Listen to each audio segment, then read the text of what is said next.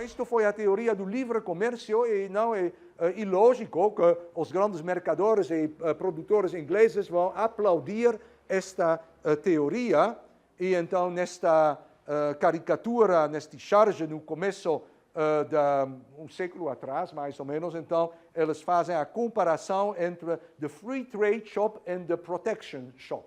A loja do livre comércio, então, está cheio de muitos produtos, está uma fila para comprar, pois tudo é muito barato ali e tem muita escolha. E aqui, the protection shop, a loja da proteção, então tem só uma pessoa, o lojista diz, sorry, mister, me desculpo, mas eu não tenho nada, pois minhas prateleiras estão quase vazias, o que tenho é tudo muito caro.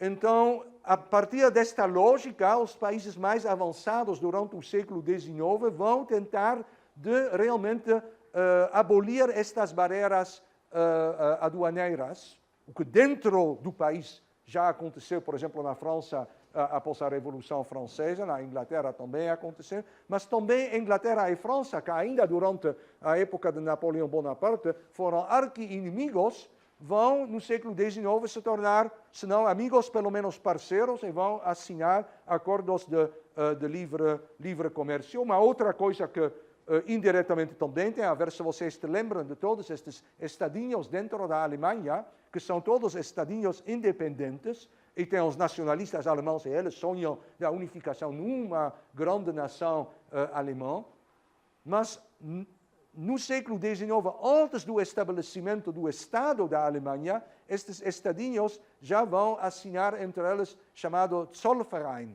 a União Alfandegaria. E então isto vai fortemente integrar as economias destas variadas Alemanhazinhas e preparar a emergência fantástica da Alemanha como a fábrica do mundo no século XX, durante o auge do poder da Alemanha.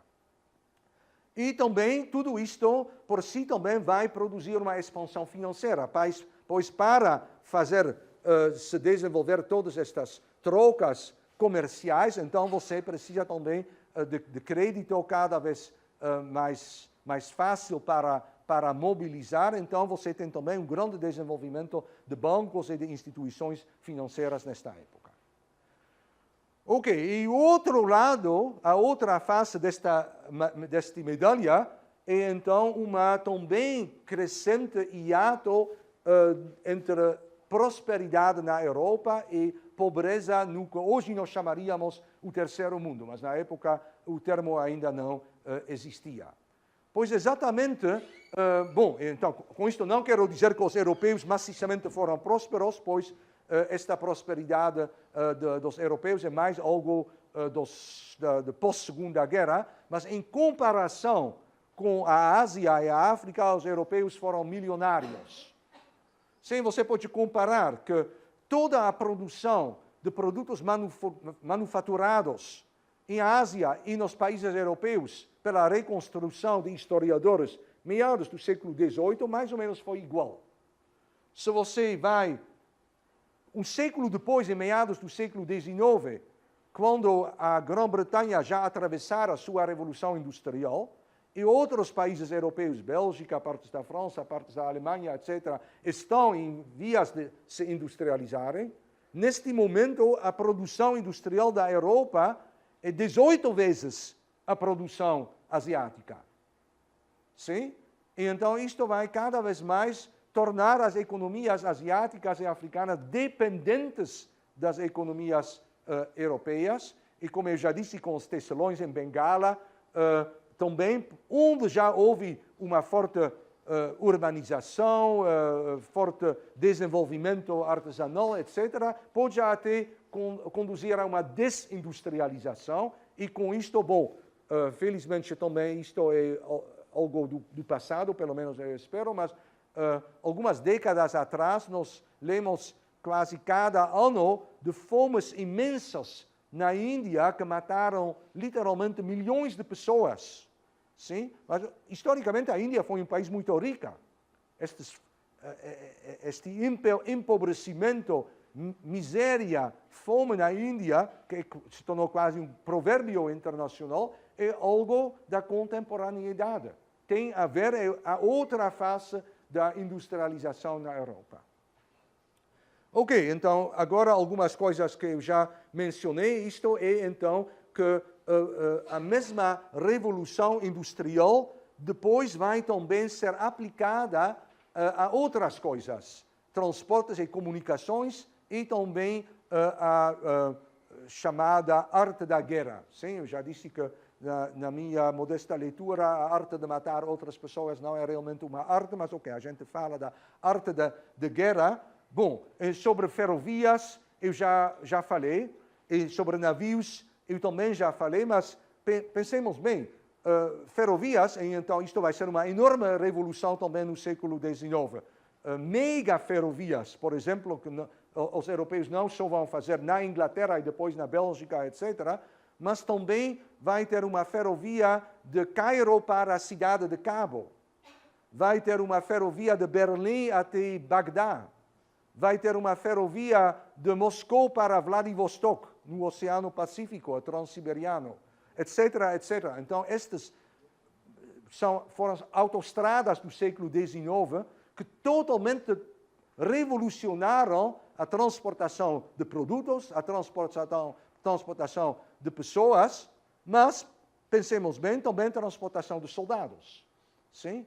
Então, mais e mais com as ferrovias, o que vai decidir a guerra é quem pode mais rapidamente mover massas de soldados de um lugar para outro lugar. Por exemplo, se meu inimigo tem aqui 1000 soldados, mas eu tenho uma ferrovia, eu posso, em algumas horas ou um dia, transportar 10.000 de meus soldados para cercar e depois fazer carne moída dos soldados inimigos. Então, eu vou vencer esta guerra, sim? Então, mais e mais a logística militar vai ser determinativa nas guerras. Mas também, uma vez que os soldados estão nos trens, não vai ser mais possível de frear. Então, também mais e mais as tabelas de quando movem os trens vão determinar guerra e paz na Europa. E, mutatis mutandis, a mesma coisa também vale para encoraçados. Então, também você pode fazer navios de guerra. E quem tem os navios que pode mais facilmente destruir os navios do inimigo também pode ter uma vantagem determinativa nas guerras. E a mesma coisa também com comunicações. Não por acaso que telégrafo é algo também desta época. Na época de Napoleão Bonaparte ainda não existia. Ora, isto não é muito tempo atrás, ok? Para nós é muito tempo, mas na história é 1 minuto ou 2 minutos. É 200 anos atrás. Nem 200 anos, a Batalha de Waterloo, nem é 200 anos atrás. E Napoleão Bonaparte usou mensageiros a cavalo e moveu seus soldados a pé e com cavalos, do mesmo jeito como os romanos. Uma geração depois, houve telégrafos e houve ferrovias, e toda a guerra se transformou totalmente. Sim? E também o poder de fogo. Então, isto também é algo fantástico. Se você gosta muito de matar outros seres humanos, então já nos falamos como foi um grande avanço do gênero humano, o mosquete, que no lugar de espada, você pode, à distância, matar um outro ser humano. Agora eles vão também mecanizar fuzis e você vai ter metralhadora. E agora você pode, dentro de 1 minuto, mecanicamente matar 100 soldados inimigos, e eventualmente também civis, como acontece hoje na Síria, é muito mais rápida, muito mais letal. Então, com isto também, a industrialização, novamente, ciência e tecnologia por si são neutras. Tudo depende do que o ser humano faz com isto. Então, você pode usar pelo bem, pelo mal. E as guerras da contemporaneidade são, consequentemente, também guerras muito, muito mais letais do que as guerras dos cruzados e dos cavaleiros da Idade Média. Próximo. Ok, e com isto, então, vamos ter um hiato de poder cada vez mais impressionante entre as potências europeias e as potências não europeias. E isto, por si, tem consequência que o poder direto europeu e, eventualmente, também o poder indireto, vai se expandir contra as potências e as sociedades não europeias. Quando eu falo de europeus, então eu também englobo os Estados Unidos, que cultural e politicamente foram um prolongamento e bastante perto da mesma civilização. Isto também, então, uma pequena estatística pode te dar a ideia, se você olha para todos os territórios que os europeus, com todas as suas colonizações de Cristóvão Colombo e Vasco da Gama e James Cook e todos os outros na Idade Moderna, e nós chegamos então na época de Napoleão Bonaparte e tudo junto que os europeus controlam da terra é algo como 1/3 do território, que já é mais do que a proporção de sua população, embora relativamente houvesse mais europeus no século XIX do que hoje, também porque graças à industrialização, então a população europeia vai crescer e só no segundo momento, no século XX, que as populações do terceiro mundo vão crescer, mas mesmo assim, então os europeus controlam 1/3. Agora vamos um século depois, e nós chegamos à Primeira Guerra Mundial. E após a Primeira Guerra Mundial, algo como 5/6 da Terra são controlados pelos europeus. E o último sexto, geralmente, é indiretamente controlado por europeus. Com talvez uma grande exceção, que é o Japão, que vai, por própria força, se modernizar e escapar desta colonização. Bom, e isto, então, se desenrola num contexto global que acompanha uma estagnação dos ainda sobreviventes grandes impérios da Ásia. Sim? Até então, o Império Otomano ainda existe, a Pérsia é um grande império, os grão-mogols já foram limpados, agora são os ingleses, mas a China ainda é um mega-império, Japão independente, Coreia independente. Bom, então, mas mais ou menos, nós sabemos exatamente porquê, mas elas entram num declínio, numa decadência, todas juntas, e isto vai muito facilitar a penetração europeia destes impérios. Sobre a Índia já falei. Aliás, aqui na imagem você pode ver também, então o século XIX é o século da predominância do homem branco, podemos dizer. Então isto é uma fotografia, provavelmente um século atrás, de um administrador holandês nas Molucas. Molucas são ilhazinhas das especiarias, fazem parte da Indonésia. Pode ver que acerca dele tem toda uma parte da população local, indonésia, parcialmente também investimentos modernos e parcialmente não, e parcialmente integrados como administradores em nome de e a favor de, no interesse do colonizador holandês. E então o senhor está sentado na cadeira, os outros então estão em pé ao lado dele. E isto simboliza um pouco, e poderíamos também ter trazido fotografias equivalentes da Índia, do Vietnã, de partes das Américas, etc. Mas em geral, então, isto é também interessante, que o século XIX também é um século da descolonização das Américas. Então, na segunda metade do século XIX, vamos ver uma nova onda de colonização, que se chama a onda imperialista da colonização. Isto no final do século XIX.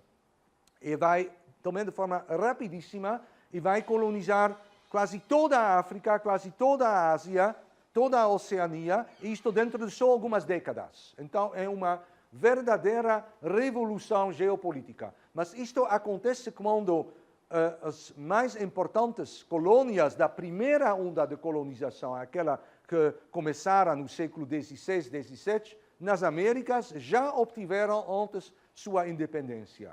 Independência que, porém, não necessariamente foi uma independência também econômica, mas esta é uma história que vocês conhecem provavelmente melhor do que eu.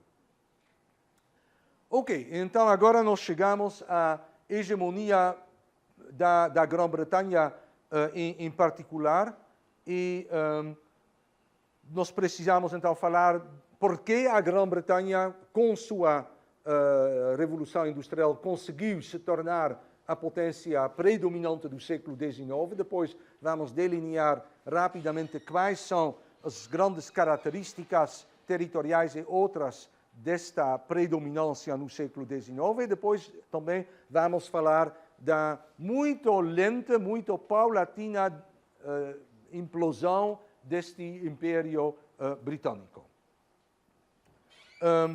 Então, a primeira coisa que a gente pode ver ali, esta imagem é interessante, é uma...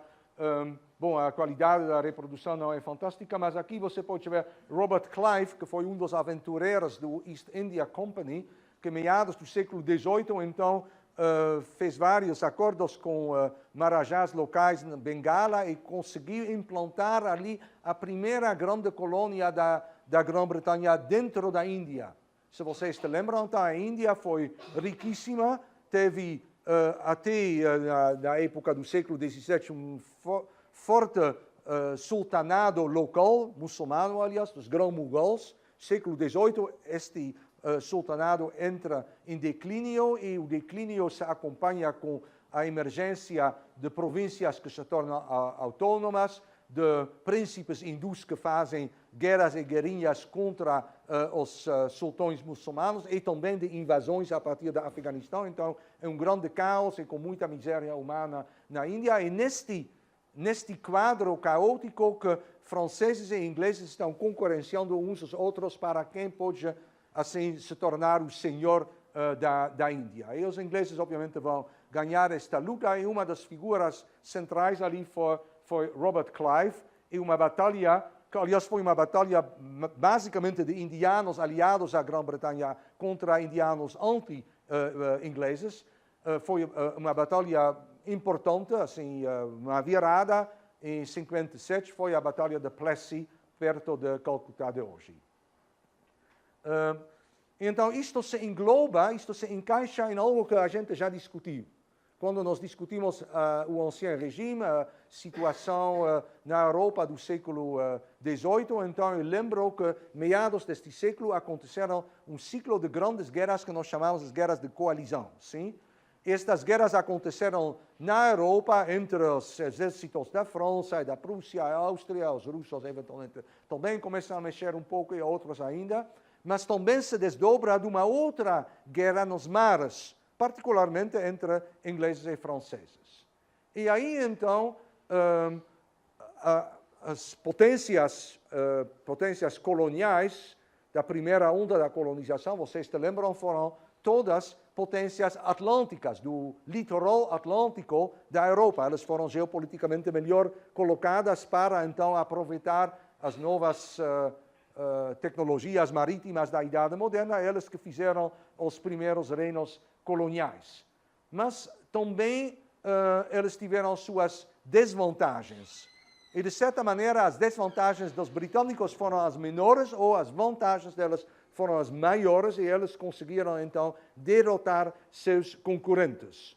Então, quando Robert Clive derrota o representante do Grão-Mughal em Bengala, no mesmo tempo ele faz um golpe contra os interesses franceses na Índia. Sim?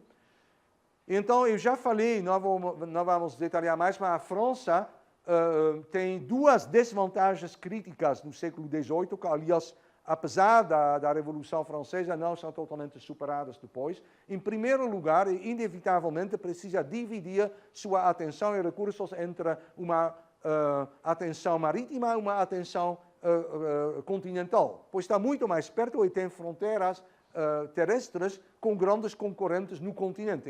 A Inglaterra está mais segura. Então, tem mais as mãos livres para desenvolver uma grande marinha, etc. Em segundo lugar, isto não é inevitável, a França teve na época uma estrutura sociopolítica muito mais old-fashioned e a Inglaterra foi muito mais eficaz em mobilizar os próprios recursos políticos e nacionais. E desta maneira, então, que a Inglaterra já acumula durante o século XVIII as pré-condições políticas para a sua expansão. Bom, e a Inglaterra, então, tem esta estrutura política mais eficaz, não diria que é uma estrutura política fantástica, mas sem dúvida foi a mais moderna da época.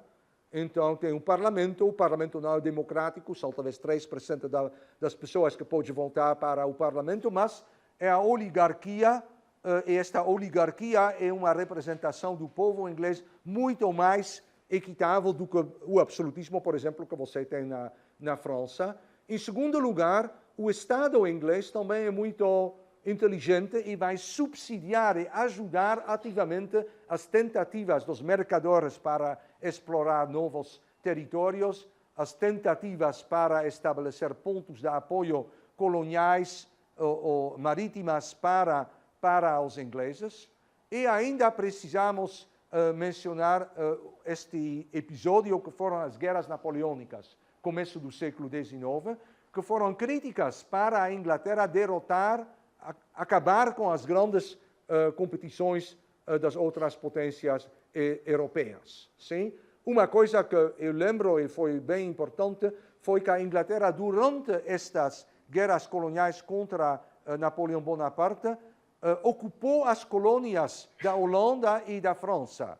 Da França, lógico, a Holanda foi desde 95 um aliado da França, então foi considerado também como inimigo. E então, de vez a possessão inglesa colonial se tornou muito mais impressionante do que antes. Ao lado disto também, a Inglaterra teve maior número, maior qualidade de navios. Agora, então, depois de apontar algumas condições, alguns traços também desta revolução industrial, agora nós estamos, então, delineando as características da hegemonia inglesa do século XIX.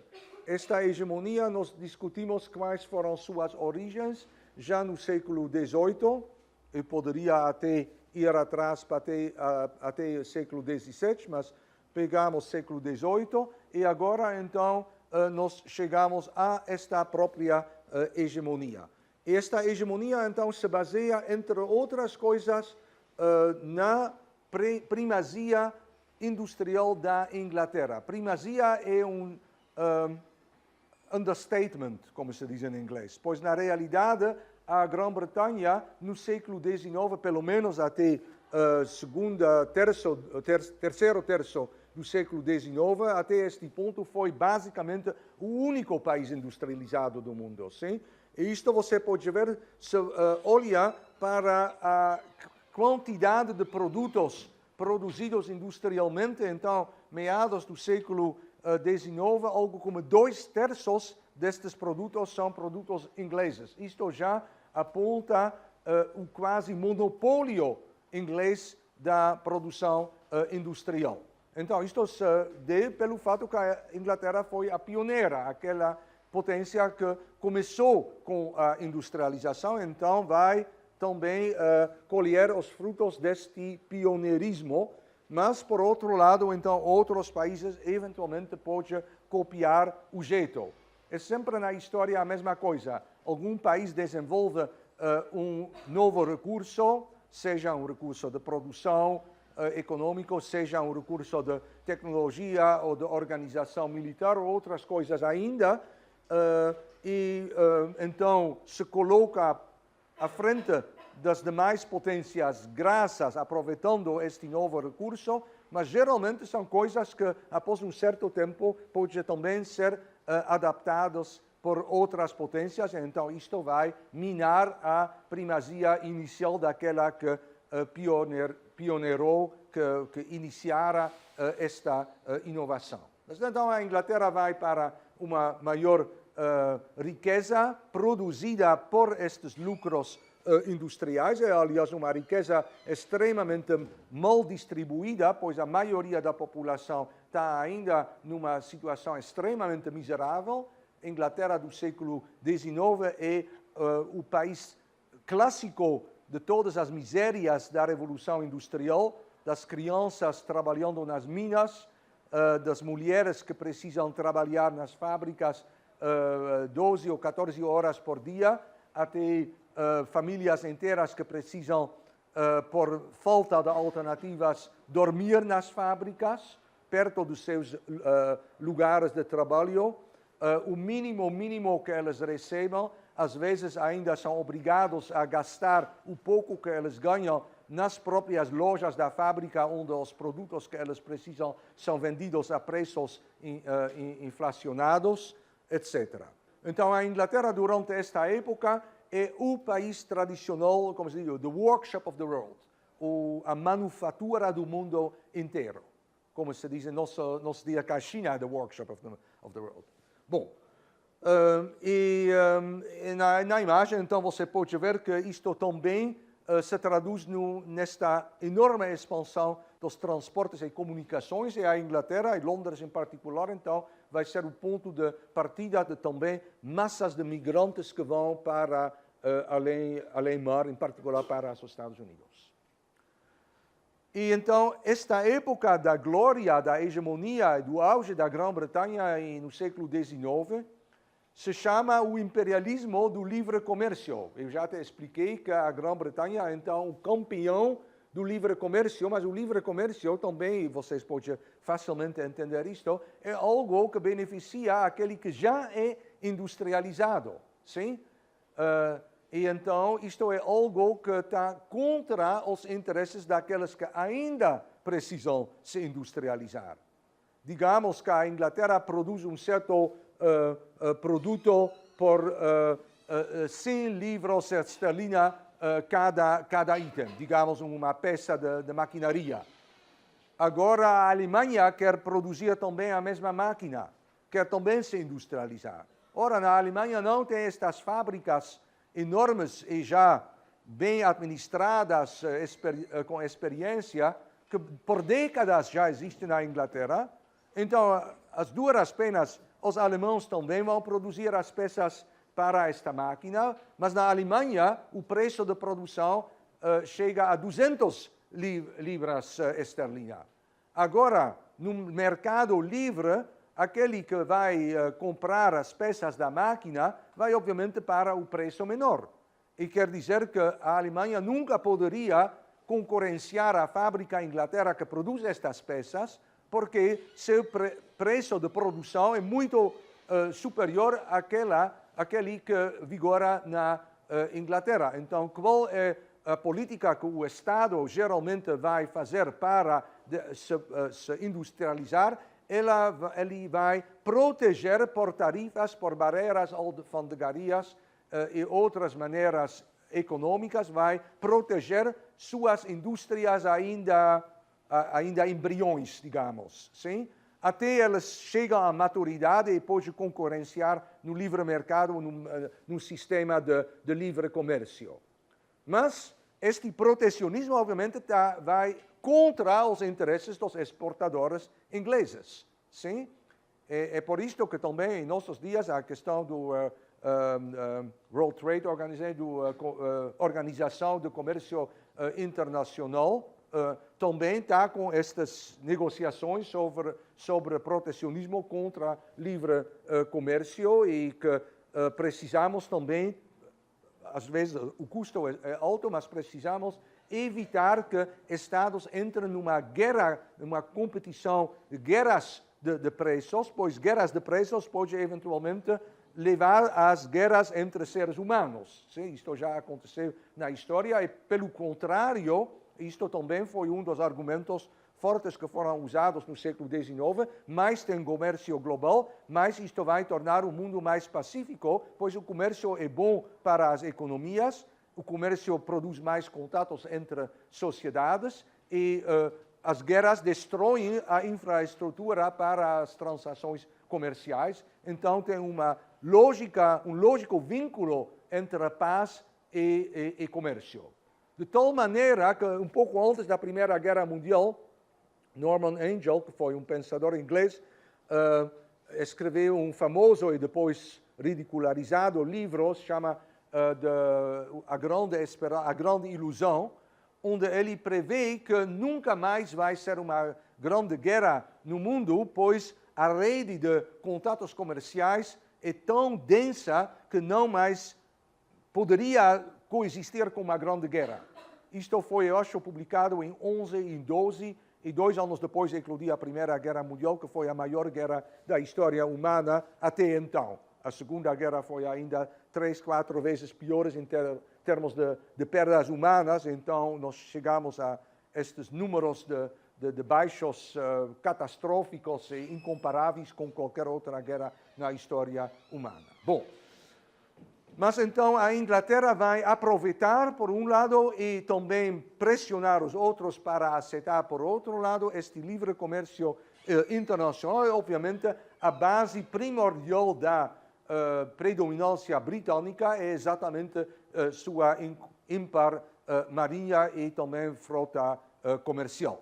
E com isto, então, ela tem também o recurso preferido para fazer múltiplas intervenções. Sim? Hoje tem uma certa reticência internacional contra intervenções. Veja novamente o que está acontecendo com a Síria, mas no século XIX, século do imperialismo também, estes escrúpulos existiram muito menos e houve muitas intervenções.